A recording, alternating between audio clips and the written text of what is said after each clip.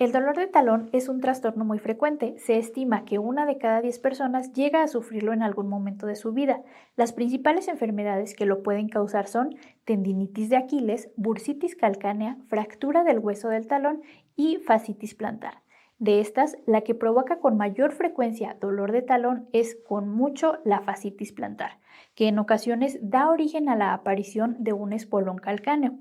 La máxima incidencia de fascitis plantar en la población general se halla entre los 40 y 60 años de edad, tanto en hombres como en mujeres, y hasta en 50% de los pacientes el problema se presenta simultáneamente en los dos pies. La fascia plantar es una banda de tejido fibroso que se encuentra a lo largo de la planta del pie, justo por debajo de la piel.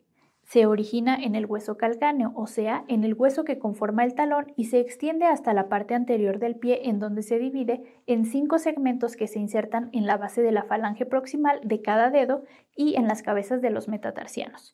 La fascia plantar se compone de 3 bandas, medial, central y lateral.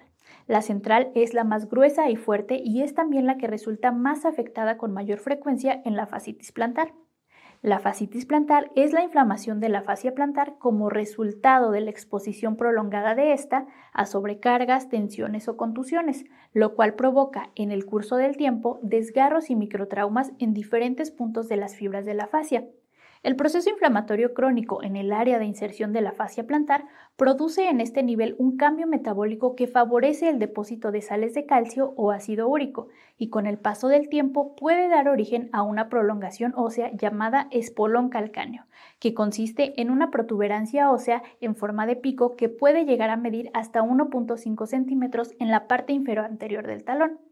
Las principales causas de fascitis plantar y eventualmente de espolón calcáneo son estar de pie o caminar durante mucho tiempo, realizar actividades que causan fuerte impacto en el pie como correr o practicar deportes semejantes, alteraciones metabólicas, por ejemplo, gota o diabetes, enfermedades reumáticas, sobrepeso, usar calzado inadecuado y presencia de alteraciones en la estructura del pie, como pies planos, cabos, etc. El síntoma característico de la fascitis con espolón o sin este es el dolor crónico en la planta del pie y sobre todo en la parte inferior del talón.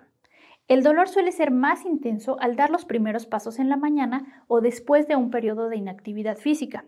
A pesar de que el espolón es puntiagudo, el dolor del talón no suele ocurrir por el pinchazo de alguna estructura a su alrededor, sino por el proceso inflamatorio local generado por los microtraumas repetitivos. Por tanto, es común que los pacientes con espolones calcáneos que se quejan de dolor en el talón presenten también el cuadro de fascitis plantar. Los cambios en los patrones de soporte de peso resultantes del dolor en el pie pueden conducir a una lesión secundaria asociada a las articulaciones de la rodilla y la cadera.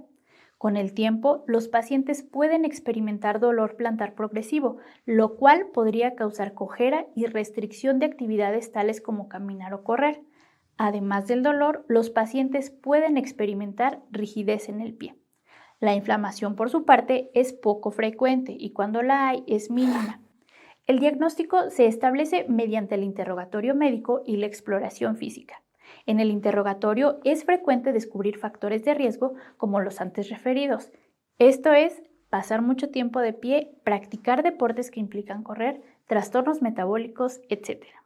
En la exploración física, el paciente experimenta dolor a la palpación en el área anteromedial del hueso calcáneo y en el trayecto de la fascia plantar.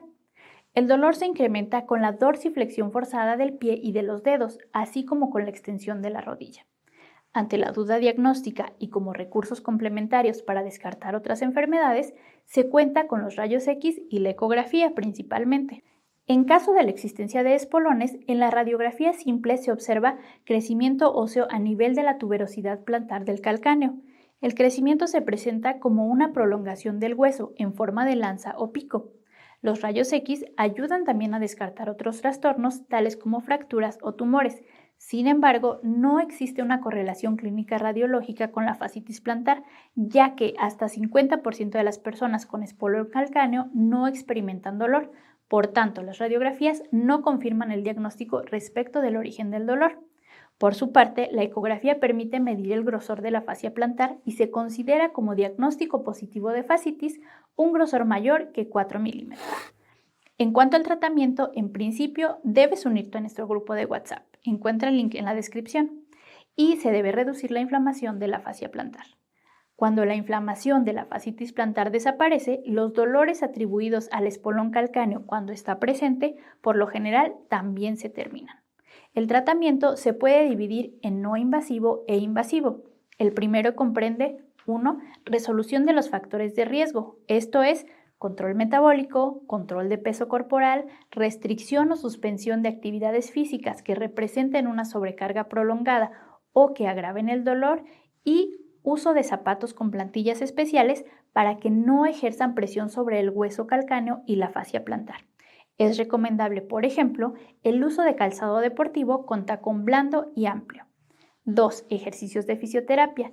Estos se deben centrar en el estiramiento de los músculos de la pantorrilla, el tendón de Aquiles y la fascia plantar. Aquí se ilustran 2 ejemplos. El primero consiste en deslizar el talón y el arco plantar del pie sobre una botella de plástico con agua congelada, haciéndola girar sobre el piso desde la base de los dedos hasta el talón y viceversa. Otra modalidad complementaria consiste en cambiar la botella por una pelota de tenis. Estos ejercicios se pueden realizar durante 5 a 10 minutos por sesión. El segundo ejercicio consiste en pararse a unos 60 centímetros frente a la pared con una pierna por delante y otra por detrás como si se estuviera caminando. Apoyar las manos en la pared e inclinar el cuerpo hacia adelante manteniendo las plantas de los pies pegados al piso. Se debe conservar esta posición unos 30 segundos, descansar un poco y repetir el ejercicio unas 3 veces más. No se debe producir dolor, solo se deberá sentir el estiramiento de los músculos de la pantorrilla. Los ejercicios de fisioterapia se pueden realizar por la mañana y por la noche y se deberán prolongar durante días o semanas hasta la desaparición de los síntomas. 3. Tratamiento farmacológico. Se recomienda el uso de antiinflamatorios no esteroideos durante 1 a 2 semanas. Por ejemplo, se puede indicar ibuprofeno o diclofenaco. Estos medicamentos se pueden prescribir conjuntamente con los ejercicios de fisioterapia. Si no se observa mejoría alguna tras haber agotado todas las medidas antes descritas, se deberá enviar al paciente a servicio especializado, en donde se podría recurrir a tratamientos invasivos que incluyen infiltraciones de esteroides en el talón y cirugía. Sin embargo, tanto las infiltraciones como la cirugía se deben considerar únicamente cuando todos los recursos anteriores han fracasado y los síntomas se prolongan más allá de 1 año. En la actualidad, estos 2 métodos se indican muy rara vez, ya que la gran mayoría de los pacientes consiguen aliviar el dolor de la fascitis plantar con el tratamiento no invasivo. Además, ni las infiltraciones ni la cirugía garantizan la curación en el 100% de los casos y tampoco están libres de efectos secundarios.